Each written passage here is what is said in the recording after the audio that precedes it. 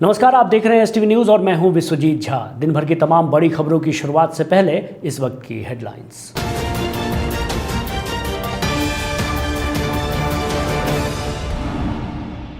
पूर्वी चंपारण जिले के धार्मिक न्यास परिषद के संबंधित समीक्षा बैठक का हुआ आयोजन। मोतिहारी समाहरणालय स्थित राधा कृष्णन भवन में हुई बैठक।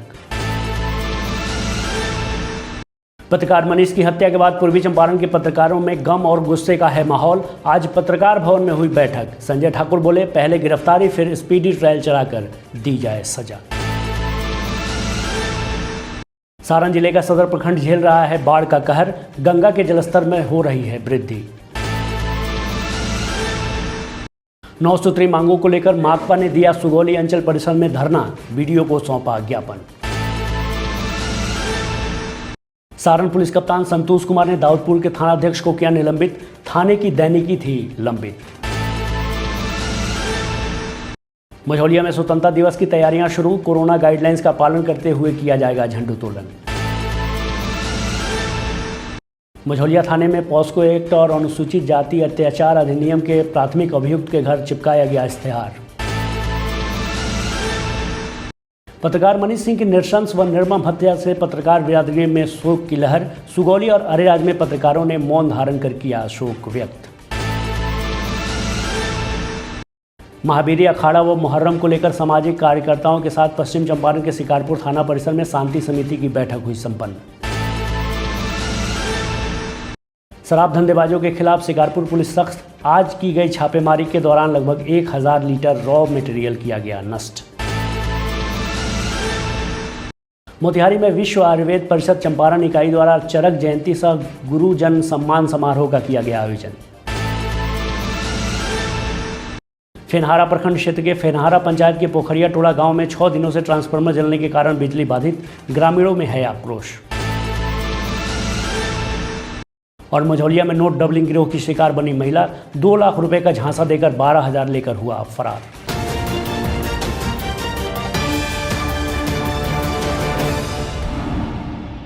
आज डॉक्टर राधाकृष्णन भवन में सूबे के गन्ना उद्योग एवं विधि विभाग मंत्री प्रमोद कुमार की अध्यक्षता में पूर्वी चंपारण जिले के धार्मिक न्यास परिषद से संबंधित समीक्षा बैठक आयोजित की गई।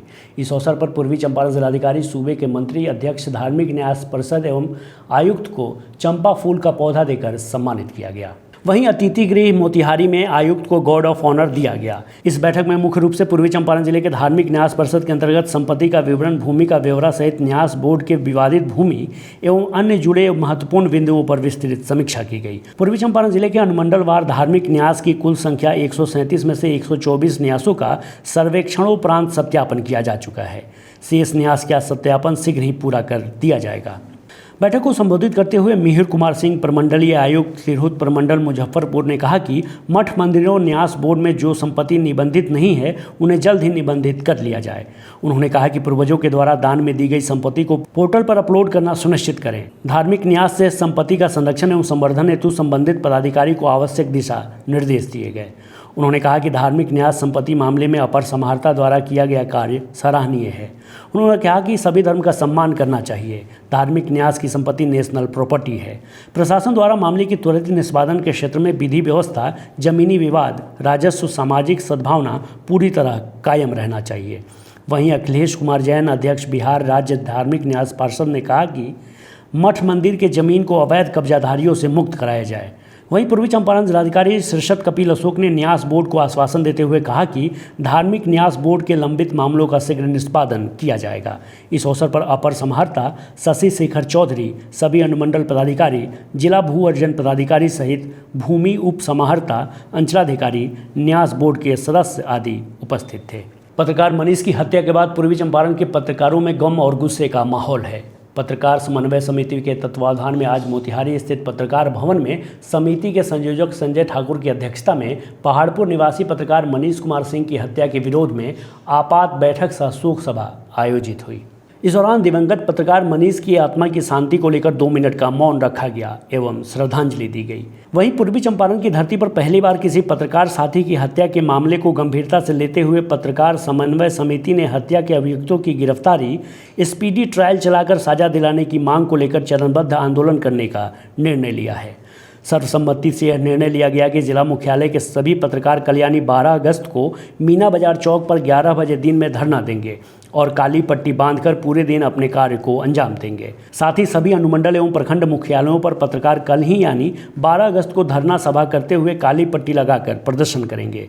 वहीं आगामी 17 अगस्त को जिले के सभी पत्रकार जिला मुख्यालय में पहुंचकर पत्रकार भवन से समाहरणालय तक रोषपूर्ण प्रदर्शन करते हुए कचहरी चौक पर धरना सभा करेंगे। शोक सभा को संबोधित करते हुए संजय ठाकुर ने क्या कहा, सुनिए। 12 अगस्त को हम लोग काली पट्टी बांधेंगे और सभी ब्यूरो प्रभारियों से, सभी टीवी चैनल के नेटवर्क के साथियों से, जिनका जिस प्रखंड में संवाददाता है, सबको अपने अपने स्तर से भी, हम लोगों के स्तर से तो मैसेज आएगा ही, आप भी अपने स्तर से उस मैसेज को रिपीट करिए और पूरे जिले भर के तमाम पत्रकारों को कल काली पट्टी बांधने के लिए आयोजित करिए, उनको आमंत्रित करिए। वो काली पट्टी बांधे और फिर अपने प्रखंड मुख्यालय पर सभी साथी धरना दें। ऐसा महसूस हो रहा है कि भारत सरकार और बिहार सरकार की कोशिशों के बावजूद हम महफूज नहीं हैं, हम सुरक्षित नहीं हैं। और जब हम सुरक्षित नहीं हैं तो निश्चित रूप से पत्रकारिता और समाज का जो कल्याण का काम हम करने आए हैं, जिस संकल्प के साथ हम आए हैं, वो काम में रुकावट पड़ रही है, हम भयभीत हो रहे हैं।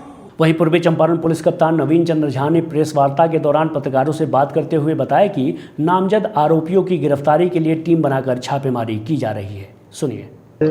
8 तारीख को एक मामला दर्ज किया गया था हरसिद्धि थाना कांड संख्या 320-21 धारा 364 और 120B भादावी के तहत, जिसमें उनके पिताजी के द्वारा एक मामला दर्ज कराया गया था कि ये गायब हैं रात्रि से, और उनके द्वारा 9 लोगों का नाम दिया गया था, प्राथमिकी के नामजद अभियुक्त बनाया गया था।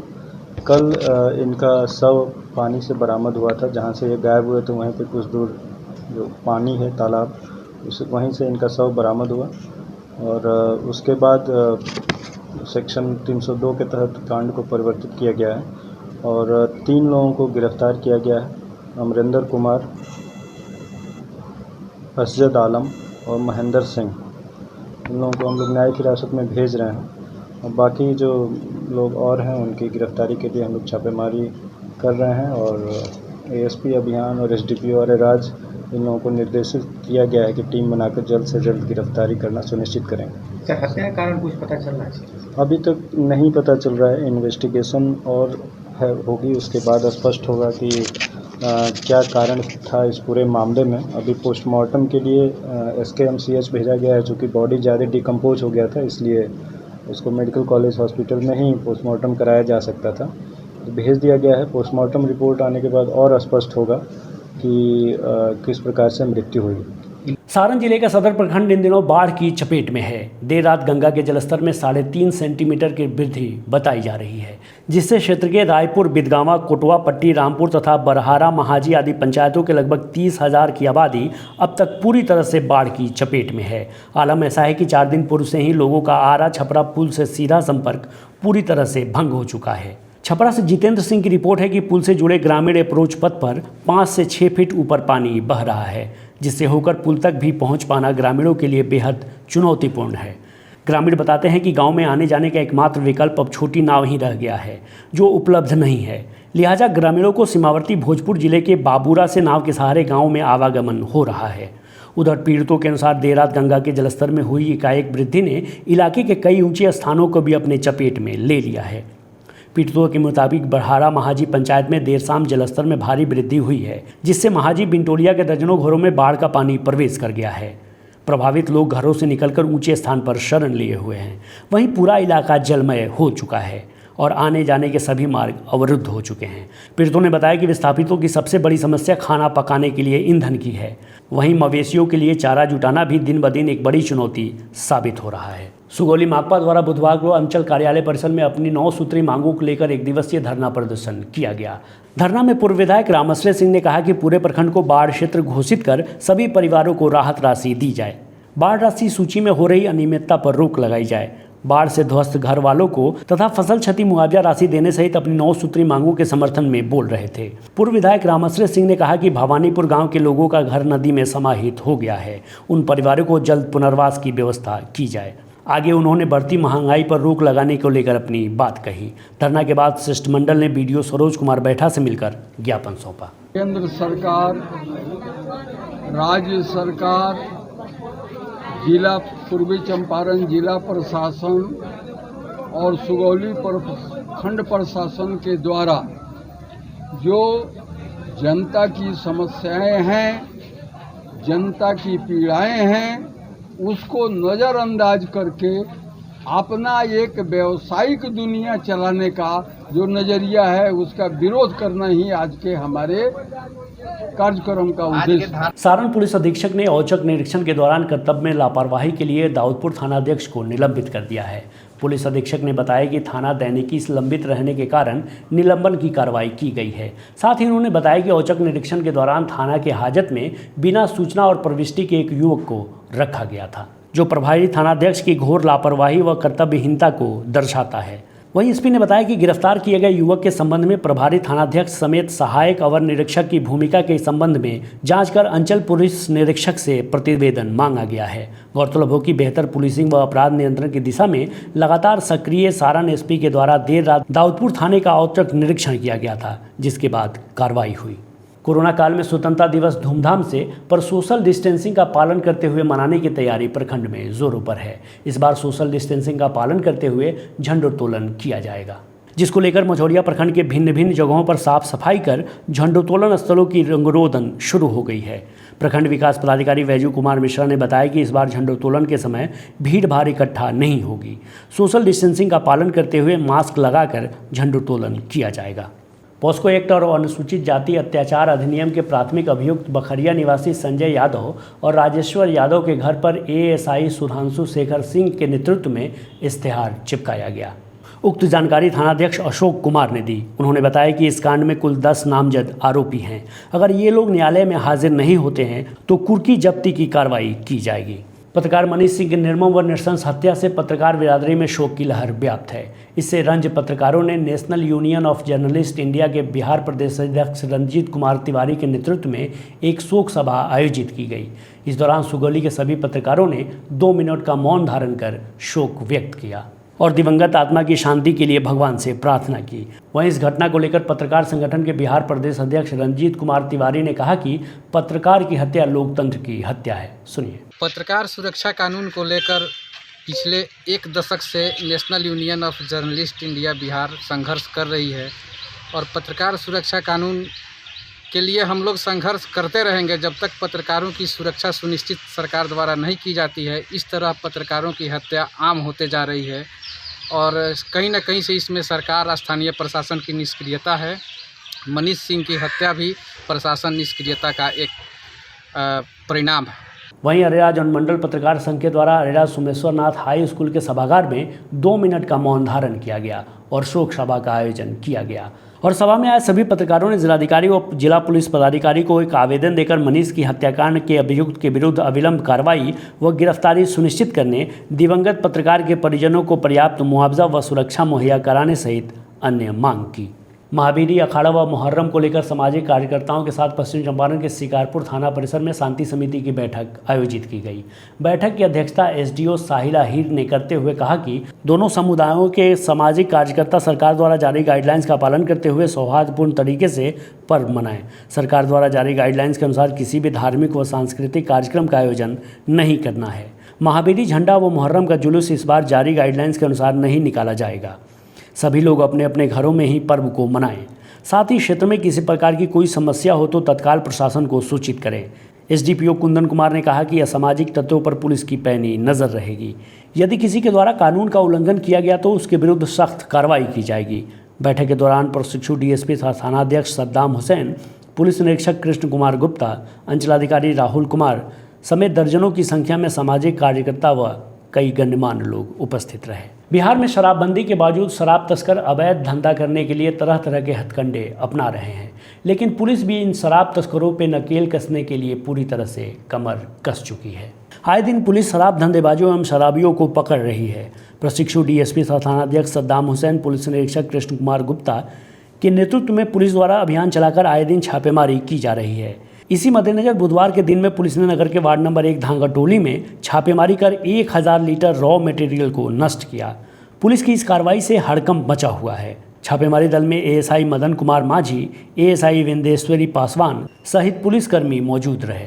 विश्व आयुर्वेद परिषद चंपारण इकाई द्वारा बड़े ही श्रद्धा भाव से चरक जयंती सह गुरुजन सम्मान समारोह का आयोजन किया गया। कार्यक्रम का उद्घाटन आयुर्वेद कॉलेज के पूर्व प्राचार्य doctor KM Jha, Ashok Verma, doctor SN Patel द्वारा संयुक्त रूप से दीप प्रज्वलित कर किया गया। कार्यक्रम को संबोधित करते हुए मुख्य अतिथि डॉक्टर KM झा ने कहा कि आज के समय आयुर्वेद औषधि की खेती का धान गेहूं से अधिक आमदनी संभव है। सिर्फ तुलसी की खेती को बढ़ावा दिया जाए और धान में खाद बीज पानी देने समान उसे भी सींचा जाए तो तुलसी से किसान अमीर बन जाएंगे। संबोधन में संस्था के बारे में डॉक्टर राहुल ने बताया कि 1997 में इस संस्था की स्थापना की गई। उस समय से पूरे विश्व में अपने ब्रांच खोल चुकी है। आयुर्वेद को विश्व मानस पटल पर एक बार पुनः स्थापित करने में संस्था कार्यरत है। आगत अतिथियों का स्वागत करते हुए डॉक्टर SN पटेल ने कहा कि संस्था प्रतिवर्ष गुरुजनों को सम्मानित करती है। गुरुजनों के ज्ञान एवं योगदान पर चर्चा होती है। इस वर्ष 2 लोगों को सम्मानित करने के लिए चयन किया गया है, जिसमें प्रथम डॉक्टर KM झा, उन्होंने आयुर्वेद पर विशेष शोध किया है। दूसरा जिले के प्रथम महिला डॉक्टर रीडर अंजू वर्मा को मरणोपरांत सम्मान दिया गया। अपने संबोधन में अशोक वर्मा ने कहा कि मेरी पत्नी डॉक्टर अंजू वर्मा को जिले की प्रथम आयुर्वेद महिला डॉक्टर होने का सौभाग्य मिला और उन्होंने चिकित्सा को सेवा समझकर कार्य किया। संपूर्ण कार्यक्रम का संचालन डॉक्टर विकास ने किया। वहीं धन्यवाद ज्ञापन डॉक्टर नरेंद्र कुमार ने किया। विश्व आयुर्वेद परिषद जो है उसकी मोतिहारी इकाई है और ये लोग गुरुजनों का सम्मान का कार्यक्रम हर साल रखते हैं। तो आज चरक जयंती, जो आयुर्वेद के बहुत बड़े महर्षि थे जिनकी किताबें विश्व के 20 भाषा में ट्रांसलेट हो चुकी हैं, वैसे चरक के जन्म के अवसर पर जो इनके टीचर्स रहे हैं, गुरु रहे हैं, उनको सम्मान करने का कार्यक्रम।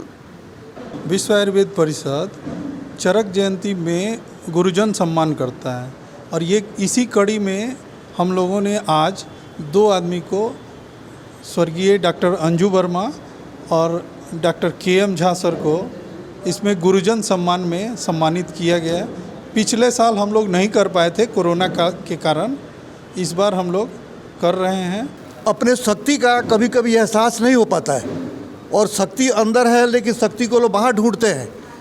तो एक बार आयुर्वेद ने, ये कोरोना ने दिखा दिया है कि आपके पास अकूत संपत्ति है और आप पूरे विश्व का कल्याण आप ही कर सकते हैं और इस चीज़ को लोगों ने एहसास भी किया है, माना भी है। तो उसी कड़ी में इस बार कोरोना का प्रकोप तो उतना है नहीं, अभी घटा है। अब फिर आगे जो होना होगा होगा, लेकिन होगा तो आयुर्वेद में तो यहाँ विकास जी ने जो दिया, पिछले साल इनका आया था वीडियो, ये वायरल हुआ कि इन्होंने आयुर्वेद का में इलाज किया था, उस समाचार को हम भी बनाए थे। तो वो प्रैक्टिकल है, जो सामने है उसको कोई बहुत प्रमाण की जरूरत नहीं है।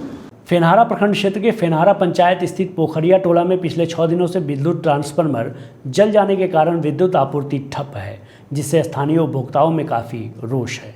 वहीं स्थानीय ग्रामीण मोहम्मद रियाज सहित अन्य उपभोक्ताओं ने विद्युत विभाग के जेई देवेंद्र गढ़वाल पर कई आरोप लगाए।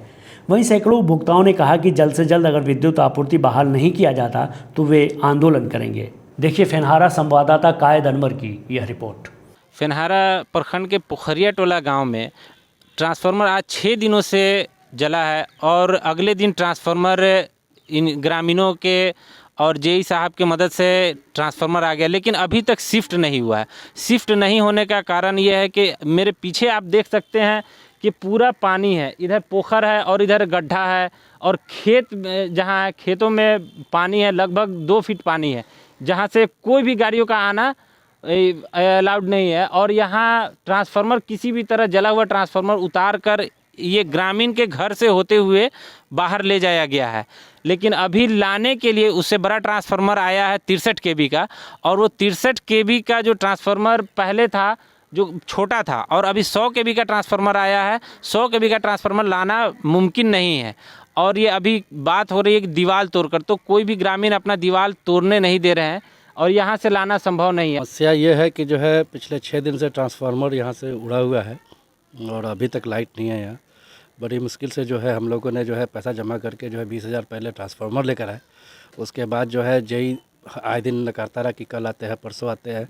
उसके बाद जो है फिर आज आया तो जो है 25,000 रुपया मांग रहा है कि जो है 25,000 रुपया दीजिए, उसके बाद जो है हम ट्रांसफ़र आपका जो है लगाएंगे या रिशिफ्ट करेंगे। बिजली 5-6 दिन से ख़त्म है। आजकल हो रहा है, लगा नहीं रहा है। यहाँ रास्ता नहीं है कि आदमी लगा सकता है, किसी घर तोड़ के थोड़े लगे। जी जी, जैसा कि हम भी देख रहे हैं कि पीछे में पानी भरा हुआ है और पीछे गाड़ी आने की जगह नहीं है और फिर भी शिफ्ट करने की बात हो रही है, लेकिन ये भी शिफ्ट नहीं हो पा रहा है। इसलिए रोड पे कहीं साइड में दे दिया जाए इसको। मांग यही है कि जल्द से जल्द लाइट दिया जाए। बच्चों को बहुत दिक्कत हो रहा है, खास करके नौजवान बच्चे को। अब स्कूल सब खुल रहे हैं, पढ़ाई में दिक्कत हो रही है, गर्मी ज़्यादा है और जिस तरह से जेई साहब ने आकर बार बार पैसे का डिमांड उनके द्वारा किया जा रहा है, किसी भी तरीके से उचित नहीं है। ये पूरे 6 दिन हो गया ये ट्रांसफार्मर को जले हुए। 20,000 रुपये एक तो चंदा करके पूरे गांव में पोखरिया टोला में 20,000 रुपये चंदा करके दिया गया। उसके बाद फिर आज के रोज़ टाइम देने के बाद आज आए, उसके बाद कर 25,000 रुपये और चाहिए, उसके बाद ट्रांसफार्मर लगाएंगे। कहाँ से गरीब आदमी लॉकडाउन में कहाँ से लगाएंगे? 2 साल से लॉकडाउन है, गरीब आदमी सब बाहर छोड़ के यहाँ गाँव में बैठे हो, कहाँ से 20,000 तो कहाँ से करके दिए हैं, फिर 25,000 और चाहिए। इन दिनों मझौलिया प्रखंड स्थित तमाम बैंकों के बाहर नोट डबलिंग गिरोह सक्रिय है और रुपया निकालकर बाहर आए उपभोक्ताओं के साथ ठगैती का मामला जोरों पर है। इसमें नकली कागज के नोटों का बंडल देकर उपभोक्ता से असली नोट ले जाना तथा रफू चक्कर हो जाना आम बात हो गई है। शायद ही कोई ऐसा बैंक परिसर हो जो इस तरह की घटना से अछूता हो।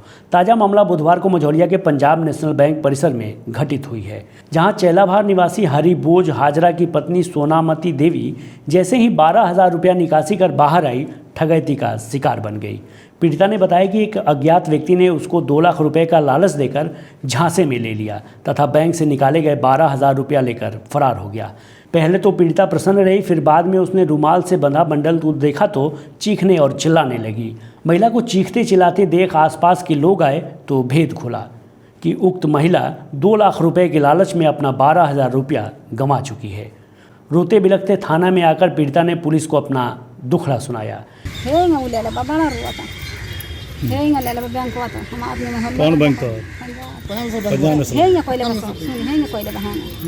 तो हम पैसा गिन के आज झोरा में धो लेनी। अच्छा, बैंक में से कब तू पैसा निकाल लू? देखी ना टाइम मैंने कम से कम 3 बजे। 3 बजे? हाँ है दे कहीं कहले बानी सुननी। अच्छा, तो मैंने तू कितना पैसा तोहरा गल से ले लखा, तू कितना दिलू? हमरा के देलक हो ले माने हमरा पैसा 12,000 के हम देलक। अच्छा, बैंक से 12 निकल लू? हां, निकल नहीं हम तो बहरिया वाला कहता चाची हमरा पैसा जमा करक मारवाड़ी के पैसा चोरा के भागल। तो तोहरा के कितना के बता के पैसा देलक? 2 लाख रुपए हम मारवाड़ी के पैसा चोरैले बानी। अच्छा, लेकिन अब ऐसी घटना से लोगों को सचेत होना पड़ेगा कि आखिर आपको कोई इतना पैसा क्यों देगा, पर लालची दिल है कि मानता नहीं। आज के लिए बस इतना ही। STV न्यूज़ पर प्रसारित होने वाली खबरें, प्रोग्राम्स आप GTPL के चैनल नंबर 985 और डेन के चैनल नंबर 155 के साथ साथ आप अपनी सुविधानुसार मोबाइल फ़ोन पर भी देख सकते हैं। अगर आप हमें YouTube के माध्यम से देखना चाहते हैं तो STV न्यूज़ के ऑफिशियल YouTube चैनल को सब्सक्राइब करें और बेल आइकॉन दबाकर ताज़ा वीडियोज़ की नोटिफिकेशन प्राप्त करें। फेसबुक पर जुड़ने के लिए STV न्यूज़ के फेसबुक पेज को लाइक करें और ट्विटर पर STV न्यूज़ को फॉलो करें। तमाम लेटेस्ट अपडेट के लिए देखते रहिए उत्तर बिहार का सबसे तेज़ी से उभरता हुआ न्यूज़ चैनल HTV न्यूज़, सच की आवाज़। नमस्कार।